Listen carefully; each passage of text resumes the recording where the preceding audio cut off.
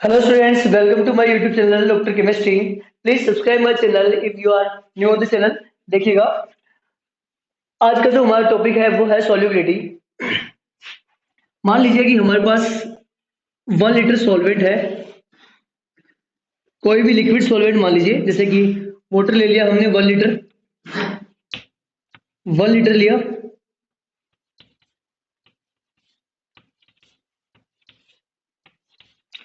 अब हम क्या करते हैं कि इसके अंदर 200 ग्राम ग्लूकोज को ऐड करते हैं। इसमें हमने 200 ग्राम ग्लूकोज को ऐड किया, ठीक है, और फिर इसको डिजोल्व किया। तो देखते हैं कि भाई 200 ग्राम ग्लूकोज इसमें डिजोल्व हो जाती है, ठीक है। उसके बाद क्या करते हैं हम इसके अंदर 100 ग्राम ग्लूकोज और डिजोल्व करते हैं। क्या किया हमने कि 200 डिजोल्व करने के बाद 100 ग्राम ग्लूकोज और डिजोल्व किया, ठीक है। फिर देखा कि टोटल कितनी होगी 300, तो 300 ग्राम ग्लूकोज इसमें डिजोल्व हो जाती है, ठीक है। फिर हमने 100 ग्राम ग्लूकोज और ऐड की, ठीक है। अभी देखा कि भाई 400 ग्राम ग्लूकोज भी इसमें डिजोल्व हो गई, ठीक है। उसके बाद में हमने और 100 ग्राम ग्लूकोज ली, ठीक है, और फिर हम उसको डिजोल्व किया तो देखा कि भाई वो भी इसमें डिजोल्व हो गई। तो जब तक हमने टोटल अमाउंट इसमें 500 ग्राम डिजोल्व किया तब तक तो ये ग्लूकोज इसमें डिजोल्व होती रही, ठीक है। अब अगर मान लो कि 500 ग्राम के बाद में हमने और ग्लूकोज ऐड की और देखा कि वो ग्लूकोज इसमें डिजोल्व नहीं हो रही है, ठीक है, तो जनरली हम क्या कहेंगे कि भाई 1 लीटर वाटर में मैक्सिमम 500 ग्राम ग्लूकोज को डिजोल्व कर सकते हैं, ठीक है। तो यहाँ पर अपन कहेंगे कि भाई 1 लीटर वाटर की जो सॉल्युबिलिटी है वो 500 ग्राम ग्लूकोज है, ठीक है। ये बिल्कुल सिंपल लैंग्वेज में अपन समझ सकते हैं कि किसी भी सॉल्वेंट की जो सर्टेन अमाउंट है उस अमाउंट में जितना मैक्सिमम अमाउंट सॉल्यूट का डिजोल्व कर सकते हैं तो वो उसकी क्या होगी बताओ सॉल्युबिलिटी होगी, ठीक है। तो यहाँ पर अपन कह सकते हैं कि भाई 1 लीटर वाटर है उसकी सॉल्युबिलिटी जो है वो 500 ग्राम जो है वो ग्लूकोज है। अब अगर मान लो कि ये डेफिनेशन जो हमारी बताई मैंने आपको ये एक अधूरी डेफिनेशन है, क्यों? क्योंकि अगर मान लो इस सॉल्यूशन को अपन गर्म करें तो गर्म करने के बाद आपको पता है कि 500 से भी ज्यादा डिजोल्व हो सकती है इसके अंदर, ठीक है। इसका मतलब गर्म करने से सॉल्युबिलिटी बदल गई, ठीक है। तो जब अपन सॉल्युबिलिटी को डिफाइन करेंगे तो टेम्परेचर को हमेशा क्या लेंगे बताओ कांस्टेंट लेंगे। प्रेशर को भी कांस्टेंट ले सकते हैं, हालांकि प्रेशर का कोई ज्यादा इफेक्ट नहीं पड़ेगा क्योंकि लिक्विड और सॉलिड दोनों ही यहाँ पर क्या है बताओ नॉन कंप्रेसिबल है, तो फर्क नहीं पड़ेगा उससे, ठीक है। तो देखिएगा मैं इसको डिफाइन करता हूँ, यहाँ पर लिख देता हूँ, चलिए डेफिनेशन लिख देता हूँ उसकी मैं, ठीक है। क्या लिखेंगे देखो, maximum amount of solute that can be dissolved in certain amount of solvent at constant temperature and pressure is called solubility of that solute, ठीक है। तो एक बार फिर से बिल्कुल सिंपल लैंग्वेज में कि किसी भी सॉल्वेंट की सर्टेन अमाउंट में सोल्यूट का वो मैक्सिमम अमाउंट जो एक कांस्टेंट टेम्परेचर पर और प्रेशर पर डिजोल्व किया जा सकता है, ठीक है, उसको हम कहेंगे उस सॉल्यूट की सॉल्युबिलिटी, ठीक है। चलिए जनरली जो है वो सॉल्युबिलिटी को कंसंट्रेशन की फॉर्म में डिनोट करते हैं और कंसंट्रेशन भी कौन सी लेते हैं मोलैरिटी। जनरली सॉल्युबिलिटी मोलैरिटी की फॉर्म में लेते हैं, इसको भी आप ध्यान रखिएगा, ठीक है। चलिए अपन आगे चलते हैं, देखते हैं कि कौन कौन से जो फैक्टर है वो अफेक्ट करते हैं सॉल्युबिलिटी को। तो आपने ये देखा होगा कि ऐसा नहीं है कि भाई किसी भी सॉल्वेंट में किसी भी सॉल्यूट को डिजोल्व कर दो और वो जो है उसमें डिजोल्व हो जाएगा, ऐसा नहीं है, ठीक है। देखा जाता है कि भाई कुछ खास सॉल्यूट है वो खास सॉल्वेंट में डिजोल्व होते हैं, ठीक है। देखिए आज इसको बिल्कुल माइक्रोस्कोपिक लेवल पर पूरी तरह से समझते हैं इस चीज को। जैसे मान लीजिए कि हमने वाटर लिया, ठीक है, और वाटर में हमने ये मान लीजिए अपने पास वाटर है, ठीक है, इसमें हमने ऐड किया, मान लीजिए कि भाई कॉमन ये टेबल सॉल्ट है, इसको अपन ने ऐड किया इसमें, ठीक है। अभी ये तो इसमें ऐड किया और देखा कि भाई इसमें डिजोल्व हो गया, ठीक है। अब हम फिर क्या करते हैं कि इसी वाटर के अंदर हमने यहाँ पर ऑयल लिया मान लीजिए, ठीक है। हमने क्या लिया इसमें ऑयल, और ऑयल को जब हमने डिजोल्व किया तो देखा कि भाई ऑयल जो है उसमें डिजोल्व तो हुआ नहीं, और ऑयल की जो है वो इसके ऊपर अलग से ही परत बन गई। क्या बन गई? इसके ऊपर ऑयल की अलग परत बन गई, ठीक है। और हम यहाँ पर देख रहे हैं कि भाई ये तो ऑयल की लेयर है और ये वाटर की लेयर है, ठीक है। तो टेबल सॉल्ट तो डिजोल्व हो गया इसमें, और ऑयल इसमें डिजोल्व नहीं हो रहा है, ठीक है। तो क्या रीजन हो सकता है, ठीक है। तो देखो इसको अपन क्लियरली यहाँ पर समझते हैं। जब हमने इसमें टेबल सॉल्ट को डिजोल्व किया तो वाटर के मॉलिक्यूल कैसे रहे होंगे, इधर देखिएगा। मान लीजिए कि वाटर की स्ट्रक्चर कैसी होती है, तो आपको पता कि वी शेप स्ट्रक्चर होती है वाटर की, और यहाँ पर इस तरह से बॉन्ड बना हुआ रहता है ओ और एच के बीच में, ठीक है। और इस तरह से स्ट्रक्चर है, यहाँ पर दो लोन पेयर होते हैं। चलिए अब इसमें देखिए, ओ और एच की जो नेगेटिविटी है उसमें काफी डिफरेंस है। उससे क्या होगा कि हमेशा यहाँ पर एक पार्शियल पॉजिटिव चार्ज रहेगा, और इस तरफ जो है वो एक पार्शियल नेगेटिव चार्ज रहेगा, और इसी तरह से क्या रहेगा पार्शियल पॉजिटिव। यानी कि वाटर के मॉलिक्यूल जो पोलर होते हैं, वाटर के मॉलिक्यूल क्या होते हैं? पोलर होते हैं, और एक स्टेबल डाइपोल मोमेंट रखते हैं। चलिए वाटर के मॉलिक्यूल्स को, अगर मान लो आपके पास में वाटर है, तो मॉलिक्यूल्स जो है वो किस तरह से आपस में अरेंज रहते हैं, उनके बीच में एक इंटरमॉलिक्यूलर हाइड्रोजन बॉन्डिंग होती है, ठीक है। अपन देखो डायग्रामेटिकली समझ के देखते हैं इसको। मान लीजिए कि ये हो गई ऑक्सीजन, और ये दो हो गई हाइड्रोजन, ठीक है। ये हो गई ऑक्सीजन और ये हो गई हाइड्रोजन, और ये भी क्या हो गई? हाइड्रोजन। अब आपको पता है कि ये तो थोड़ी बहुत जो पॉजिटिव रहेगा, ये पॉजिटिव रहेगा, और ये क्या रहेगा? नेगेटिव रहेगा, ठीक है। अब दूसरा मॉलिक्यूल जैसे मान लीजिए यहाँ पर ऑक्सीजन का मॉलिक्यूल है, और ये हो गए हमारे हाइड्रोजन दोनों, ठीक है। इसी तरह से ये हो गया ऑक्सीजन, और ये हो गए हाइड्रोजन, ठीक है। इसी तरह से यहाँ पर और ले लीजिए, ये हो गया ऑक्सीजन, ये हो गया हाइड्रोजन, ठीक है। और ये हो गया ऑक्सीजन, ये हो गए हाइड्रोजन, ठीक है। तो देखो ऑक्सीजन को मैंने थोड़ा सा बड़ा बनाया है, और जो छोटे बनाए हैं वो हाइड्रोजन है, ठीक है। अब इसमें मैं सिर्फ साइन दिखाता हूँ आपको, प्लस प्लस, ये क्या रहा होगा? माइनस, इधर ये माइनस, ये रहे होंगे प्लस, ये प्लस, ये प्लस, ये माइनस, प्लस प्लस और ये माइनस, ठीक है। तो इस तरह से अपन एक लेटिस के अंदर अपन देखें, ठीक है। तो वाटर के मॉलिक्यूल लेटिस की मतलब नहीं, मतलब यहाँ पर अगर लिक्विड में अपन देखें तो वाटर के मॉलिक्यूल जो है वो इस तरह से प्लस माइनस में क्या रहेगा, बताओ? वहां पर अट्रैक्शन रहेगा। एक मॉलिक्यूल दूसरे मॉलिक्यूल से हाइड्रोजन बॉन्ड्स बनाएगा, यहाँ पर हाइड्रोजन बॉन्ड बनेंगे, इसको जो ऑक्सीजन और वाटर के हाइड्रोजन के मॉलिक्यूल के बीच बन रहा है, ठीक है, एटम के बीच, ठीक है। अब जरा ध्यान दीजिए कि अगर हम किसी को इसमें डिजोल्व करते हैं, ठीक है, तो सबसे पहली बात तो ये आएगी कि भाई इनके बीच में जो अट्रैक्शन बना हुआ है ये टूटना चाहिए, क्योंकि अगर ये अट्रैक्शन नहीं टूटा तो क्या होगा कि वो ऑयल की जैसे क्या होगा कि ऊपर उसकी अलग ही लेयर बन जाएगी, और उसके पार्टिकल के बीच में जा ही नहीं पाएंगे, ठीक है। अच्छा, अब यहाँ पर NaCl में क्या होता है? जैसे मान लो आपने NaCl डिजोल्व किया, तो NaCl में आपको मालूम है कि यहाँ पर क्लोराइड सोडियम इनका 3D नेटवर्क यहाँ पर होता है, ठीक है। सोडियम क्लोराइड में यहाँ पर थोड़ा सा आपको डायग्रामेटिकली समझाने की कोशिश कर रहा हूँ।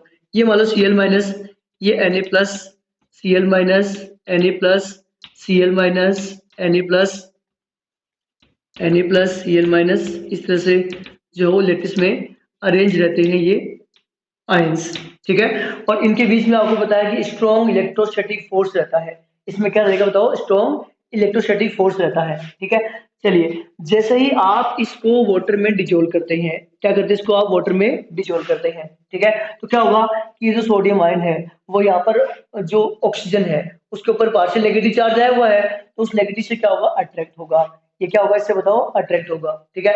अब ये इससे अट्रैक्ट होगा तो क्या होगा कि ये पार्टिकल जो है वो वहां से टूट जाएगा, ठीक है। और उसके लिए भी एक शर्त है कि इसके जो अट्रैक्शन उधर लग रहे हैं उससे ज्यादा स्ट्रॉन्ग बनना चाहिए इधर अट्रैक्शन, ठीक है। क्यों? क्योंकि ज्यादा स्ट्रॉन्ग अट्रैक्शन बनेगा तभी वो अट्रैक्शन जो वहां से टूटेगा, ठीक है। तो इसमें क्या होगा कि ज्यादा स्ट्रॉन्ग अट्रैक्शन बनता है, इसीलिए वो इसमें डिजोल्व हो जाता है।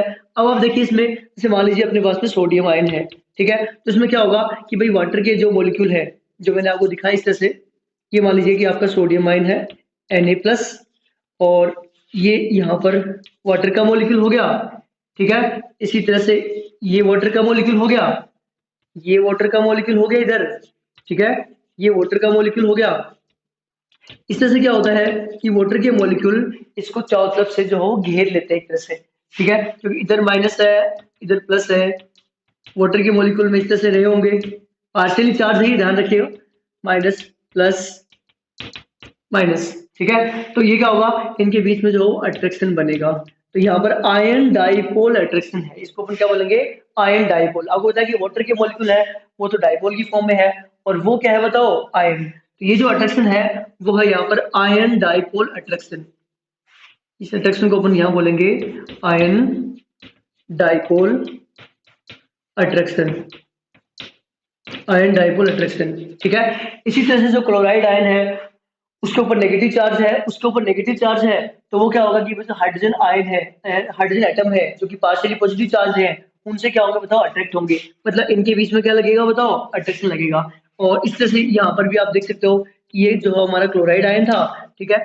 और ये वाटर के मॉलिक्यूल थे ऑक्सीजन, और यहाँ पर जो हाइड्रोजन थे जो पार्शियल क्या थे बताओ, पॉजिटिव, ऑक्सीजन था नेगेटिव, तो इनके बीच में क्या लगेगा, अट्रैक्शन लगेगा। और इस तरह से ये भी क्या करेंगे, इसको चारों तरफ इसके इकट्ठा हो जाएंगे इस तरह से, इसके चारों तरफ ये भी इकट्ठा हो जाएंगे, ठीक है। इस बार पॉजिटिवली चार्ज जो पार्टिकल्स हैं, एक तरह से पार्शियली पॉजिटिव चार्ज जो हाइड्रोजन एटम है वो इससे अट्रैक्ट होंगे इस तरह से, तो इनके बीच में भी क्या लगेगा बताओ, यहाँ पर अट्रैक्शन लगेगा।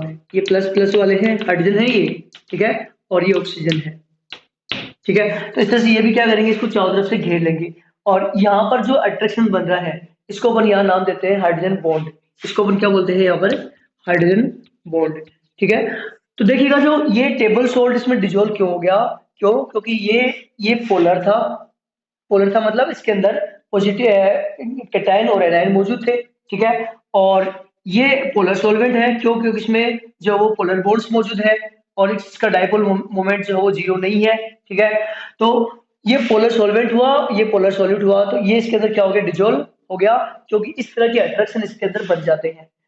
जो कैटायन है वो बनाएगा आयन डाइपोल अट्रैक्शन, और अनायन है वो हमेशा क्या बनाएगा बताओ, हाइड्रोजन बॉन्ड बनाएगा, ठीक है, इसलिए डिजोल्व हो गया। अब ये डिजोल्व क्यों नहीं हुआ इसके अंदर, उसको भी देखिए आप। ऑयल के जो पार्टिकल्स हैं, जो मॉलिक्यूल्स हैं, वो होते हैं नॉन पोलर, ऑयल के मॉलिक्यूल्स क्या होते हैं बताओ, नॉन पोलर, ठीक है, और ये क्या है बताओ, पोलर। तो नॉन पोलर जो हो पोलर में डिजोल्व नहीं होगा, क्यों, क्योंकि नॉन पोलर के पार्टिकल अगर मान लो इसमें जाते हैं तो उनका जो अट्रैक्शन है वो बिल्कुल ही कमजोर होता है, ठीक है।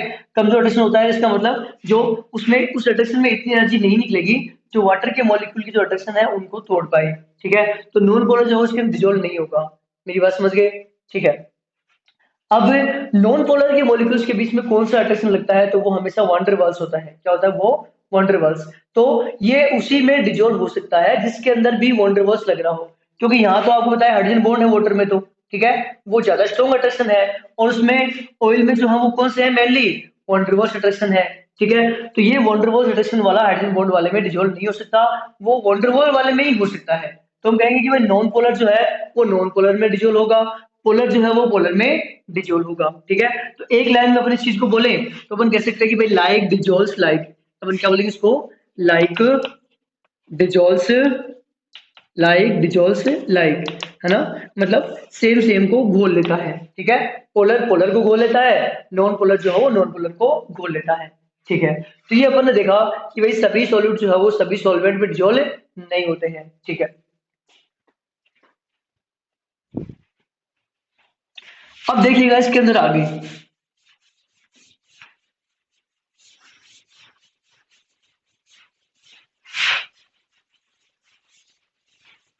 आगे जो अपन पढ़ रहे हैं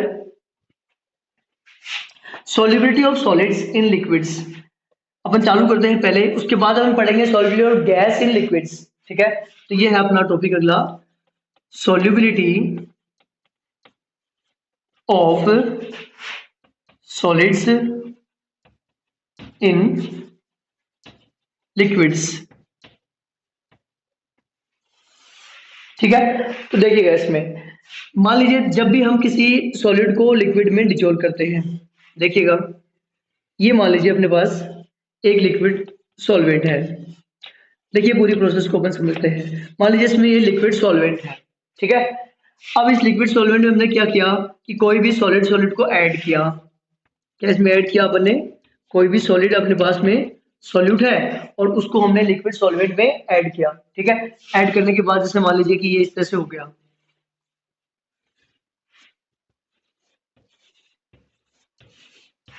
ये हमने पास में सॉल्वेंट था और इसके अंदर हमने ये जो कोई भी सॉल्यूट को ऐड किया है, ठीक है। जैसे हम उसको इसमें ऐड करेंगे, ऐड करने के बाद क्या होगा कि दो प्रोसेस एक साथ स्टार्ट हो जाएंगी। क्या होगा इसमें? दो प्रोसेस एक साथ स्टार्ट हो जाएंगी। कौन कौन सी प्रोसेस? देखिए, एक तो प्रोसेस है जिसमें सॉल्यूट के जो पार्टिकल्स है, सॉलिड के जो पार्टिकल्स है वो डिजोल्व होंगे। कहाँ पर? सॉल्वेंट में डिजोल्व होंगे। तो इस प्रोसेस को अपन बोलेंगे डिजोल्यूशन। इसको अपन क्या बोलेंगे यहाँ पर? डिजोल्यूशन। ये प्रोसेस को बोलेंगे डिजोल्यूशन, ठीक है। और दूसरी प्रोसेस में क्या होगा कि जो पार्टिकल्स में डिजोल्व हो जाएंगे, डिजोल्व पार्टिकल जो है, ठीक है, वो पार्टिकल वापस से इससे कोलाइड करेंगे, इससे टकराएंगे, ठीक है, और वापस से क्या बनाएंगे बताओ? सॉलिड को बनाएंगे। और ये प्रोसेस को बोलेंगे अपन क्रिस्टलाइजेशन। इसको अपन बोलेंगे यहाँ पर क्रिस्टलाइजेशन, ठीक है। तो आप देखें कि भाई इनिशियली कोई भी सॉल्यूट पार्टिकल डिजोल्व तो है नहीं, इसका मतलब इनिशियली रेट ऑफ डिजोल्यूशन क्या होगी? मैक्सिमम होगी, ठीक है। उसके बाद जैसे जैसे इसमें पार्टिकल्स की नंबर बढ़ेगी, जो डिजोल्व पार्टिकल की नंबर बढ़ेगी, वैसे वैसे क्या होगा कि रेट ऑफ क्रिस्टलाइजेशन भी क्या होगी? बढ़ेगी, ठीक है। और कुछ देर बाद में क्या होगा कि दोनों प्रोसेस के बीच में क्या आ जाएगा? इक्विलिब्रियम आ जाएगा। किस किस के बीच में? रेट ऑफ डिसोल्यूशन और रेट ऑफ क्रिस्टलाइजेशन के बीच में क्या आ जाएगा बताओ? इक्विलिब्रियम आ जाएगा, ठीक है। और उस इक्विलिब्रियम की स्टेट पर किसके बीच में आएगा? कुछ देर बाद में क्या होगा कि रेट ऑफ डिसोल्यूशन इक्वल हो जाएगी किसके? रेट ऑफ क्रिस्टलाइजेशन के। रेट ऑफ क्रिस्टलाइजेशन के इक्वल हो जाएगी, ठीक है। तो इस कंडीशन में क्या होगा? देखिएगा इक्वल होने का मतलब क्या है। मान लीजिए 1 सेकंड में 50 पार्टिकल डिजोल्व हुए, ठीक है। तो उसी सेकंड में क्या होगा कि 50 पार्टिकल वापस से सॉलिड को बना देंगे, ठीक है। ये मतलब है रेट के बराबर होने का, ठीक है। 1 सेकंड में 50 पार्टिकल डिजोल्व हुए, तो उसी सेकंड में 50 पार्टिकल वापस आ गए। इसका मतलब ये हुआ कि इक्विलिब्रियम आने के बाद में सॉलिड की जो क्वांटिटी है उसमें कोई भी चेंज नहीं आएगा, ठीक है। उसके बाद में वो और डिजोल्व नहीं होगी। क्यों? क्योंकि 50 1 सेकंड में जा रहे हैं, उसी सेकंड में 50 वापस भी आ गए। इसका मतलब जो है उतना ही रहेगा, ठीक है। तो उस कंडीशन के सॉल्यूशन को अपन बोलेंगे सैचुरेट सॉल्यूशन, ठीक है। जब इक्विलिब्रियम आ जाएगा और सॉलिड का डिजोल्व होना बंद हो जाएगा, ठीक है, उसकी क्वांटिटी जो है वो जितनी है उतनी ही रहनी चालू हो जाएगी, ठीक है, उसमें कोई चेंज नहीं आएगा। तो उस स्टेट के सॉल्यूशन को अपन बोलेंगे सैचुरेटेड सॉल्यूशन, ठीक है। चलिए, और अगर मान लीजिए कि यहाँ पर एक चीज और ध्यान रखनी पड़ेगी कि सैचुरेशन तब आएगा जब यहाँ पर जितना डिजोल्व हो सकता है उससे थोड़ा सा ज्यादा, उसके बराबर या थोड़ा ज्यादा यहाँ पर अपने इसमें मिक्स किया होगा, तभी यहाँ पर सैचुरेशन पॉइंट आएगा, ठीक है। और अनडिजोल्व पार्टिकल यहाँ पर बच सकते हैं, ठीक है। और अगर मान लीजिए इसमें 500 ग्राम डिजोल्व हो सकता है और हमने 200 ग्राम ही डिजोल्व किया, तो यहाँ पर सैचुरेशन का पॉइंट आएगा ही नहीं और वहां पर अपन कोई इक्विलिब्रियम की भी बात नहीं कर रहे होंगे, ठीक है। ये चीज भी आप ध्यान रखिए, ठीक है। तो अब देखिएगा, तो ये अनसैचुरेटेड सॉल्यूशन क्या होते हैं? सैचुरेटेड देखा अपन ने क्या होते हैं कि भाई मैक्सिमम डिजोल्व हो जाएगा, इक्विलिब्रियम आ जाएगा, तो उस स्टेट का सॉल्यूशन क्या कहलाएगा? एक कांस्टेंट टेम्परेचर पे क्या कहलाएगा? वो सैचुरेटेड सॉल्यूशन। देखो टेम्परेचर को कांस्टेंट हमेशा ही लेंगे, ठीक है, क्योंकि सैचुरेशन बदल जाएगा जब टेम्परेचर बदलेगा। चलिए, अब अगर मान लीजिए अपन बात करें अनसैचुरेटेड सॉल्यूशन की, ठीक है, तो वो कब होगा कि किसी वो सॉल्यूशन जिसमें उसी टेम्परेचर पर सॉल्यूट की और ज्यादा क्वांटिटी को अभी डिजोल्व कर सकते हैं, ठीक है, तो उसको अपन क्या बोलेंगे? अनसैचुरेटेड सॉल्यूशन, ठीक है। वापस सुन लीजिए, कोई भी ऐसा सॉल्यूशन जिसमें उसी टेम्परेचर पर और ज्यादा सॉल्यूट को ऐड करने की गुंजाइश है, यानी कि और सॉल्यूट को अपन डिजोल्व कर सकते हैं उसमें, ठीक है, तो वो सॉल्यूशन क्या कहलाएगा बताओ? अनसैचुरेटेड सॉल्यूशन, ठीक है। तो ये अपन देखा सैचुरेटेड और अनसैचुरेटेड सॉल्यूशन। अब अपन आगे चलेंगे कि भाई कौन कौन से फैक्टर्स हैं जो अफेक्ट करेंगे किसको, सॉल्युबिलिटी को, किसकी, सॉलिड की सॉल्युबिलिटी किसमें, लिक्विड में। इसको कौन कौन से फैक्टर अफेक्ट करेंगे उनकी अपन यहाँ बात करेंगे।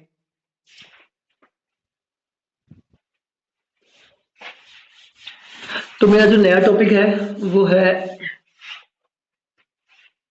Factors affecting solubility of solids in liquids।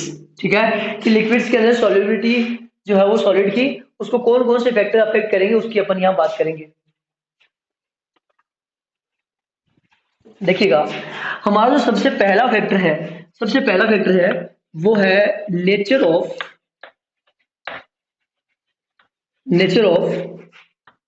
Solute and solvent, solute और सॉल्वेंट की नेचर। ठीक है, तो अभी अभी मैंने आपको सिखाया यहाँ पर थोड़ी देर पहले ही कि जो सॉलिड पोलर जो सॉल्यूट है वो डिजोल्व होंगे पोलर सॉल्वेंट में, और नॉन पोलर सॉल्यूट है वो डिजोल्व होंगे नॉन पोलर सॉल्वेंट में। थोड़े बहुत एग्जांपल अपन और देख लेते हैं। जैसे मान लीजिए आपके पास में NaCl है, KCl है, पोटेशियम नाइट्रेट है, ठीक है, एल्यूमिनियम सल्फेट है। तो इस तरह के जो सॉल्ट है वो डिजोल्व हो जाएंगे कहाँ पर बताओ, वाटर में। ये कहाँ डिजोल्व हो जाएंगे, ये वाटर में। लेकिन अगर इन्हीं को आप डिजोल्व करेंगे वाटर में तो ये डिजोल्व हो गए। इनको ही अगर आप बेंजीन में डिजोल्व करें, इनको अपन कहाँ करें बताओ, बेंजीन में डिजोल्व करें, कार्बन टेट्राक्लोराइड में डिजोल्व करें, कार्बन डाइसल्फाइड में डिजोल्व करें, तो इनके अंदर ये डिजोल्व नहीं होंगे। ठीक है, क्यों? क्योंकि ये तीनों के तीनों नॉन पोलर सॉल्वेंट के कॉमन एग्जाम्पल है। ठीक है, ये किसके एग्जाम्पल है, नॉन पोलर सॉल्वेंट के। और ये जो हमने लिए हैं ये सारे पोलर सॉल्यूट है। ठीक है, तो पोलर सॉल्यूट नॉन पोलर में डिजोल्व नहीं होंगे, और पोलर सॉल्यूट जो है वो पोलर सॉल्वेंट में क्या हो जाएंगे, डिजोल्व हो जाएंगे। इसी तरह से अपन देखें, इनको अगर मान लीजिए और अपन एग्जांपल ले चलो, आयोडीन ले, सल्फर ले, फॉस्फोरस ले, अगर इन चीजों को अगर अपन डिजोल्व करें, इनको अपन डिजोल्व करें कहां पर, इनके अंदर, तो ये इनके अंदर जो है वो डिजोल्व हो जाएंगे। ठीक है, क्यों? क्योंकि ये सारे नॉन पोलर हैं। क्या है, ये सारे non polar. Actually same atomic molecule तो हमेशा ही क्या होते हैं, नॉन पोलर होते हैं। तो ये नॉन पोलर सारे, तो नॉन पोलर जो है वो नॉन पोलर में क्या होंगे, डिजोल्व हो जाएंगे। और इनको अगर वाटर में डिजोल्व करें तो फिर वाटर में ये डिजोल्व नहीं होंगे, क्योंकि ये नॉन पोलर और वो क्या है बताओ, पोलर, तो उसमें ये डिजोल्व नहीं होंगे। ठीक है, चलिए अब एक कंडीशन और बताता हूं आपको। आयनिक जो कंपाउंड है वो भी वाटर में डिजोल्व उसी कंडीशन में होंगे जब उनकी लेटिस एनर्जी से हाइड्रेशन एनर्जी जो है वो ज्यादा होगी। ठीक है, हाइड्रेशन क्या होता है, अभी मैंने सिखाया आपको कि आयन डाइहाइड्रेशन बनेंगे कैटायन के साथ और एनायन साथ बनेंगे हाइड्रोजन बॉन्ड। ठीक है, और ये जो वाटर के मॉलिक्यूल के साथ अट्रैक्शन बनते हैं जिसमें इन आयंस को वाटर के मॉलिक्यूल अपने वाटर के मॉलिक्यूल इनके चारों तरफ इकट्ठा हो जाते हैं। ठीक है, और उसके अंदर जो एनर्जी निकलती है, ठीक है, उसी को अपन बोले हाइड्रेशन एनर्जी, और जो इकट्ठा हो गए इसी को बोलेंगे अपन हाइड्रेशन। ठीक है, और जो अट्रैक्शन बनते हैं उनमें जो एनर्जी निकली है उसको अपन फिर से बता रहा हूं मैं आपको, क्यों कह रहे हैं अपन क्या, उसको हाइड्रेशन एनर्जी। तो हाइड्रेशन एनर्जी अगर ज्यादा है किससे बताओ, इनकी लेटिस एनर्जी से। लेटिस एनर्जी क्या है, इनके जो पार्टिकल्स है कैटायन और एनायन, ठीक है, इनको जोड़ के रखी हुई है। ठीक है, इनको बांध के रखा हुआ है। ठीक है, वो एनर्जी अपन थर्मोडायनेमिक्स में पढ़ेंगे कि एक मोल पार्टिकल्स को तोड़ने के लिए, किसमें, गैसियस आयंस में तोड़ने के लिए जो एनर्जी चाहिए होती है उसको अपन कहते हैं वहां लेटिस एनर्जी।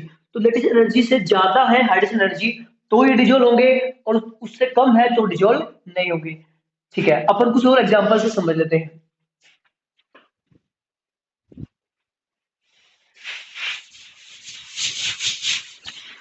जैसे मान लीजिए कि लेड आयोडाइड है। ठीक है, तो लेड आयोडाइड को अगर मान लीजिए अपन वाटर में डिजोल्व करें, इसको अगर वाटर में डिजोल्व करें तो ये डिजोल्व नहीं होता है। अब आप कहेंगे सर ये तो आयनिक है, क्या बताओ, ये आयनिक कंपाउंड है और फिर ये वाटर में डिजोल्व क्यों नहीं हुआ?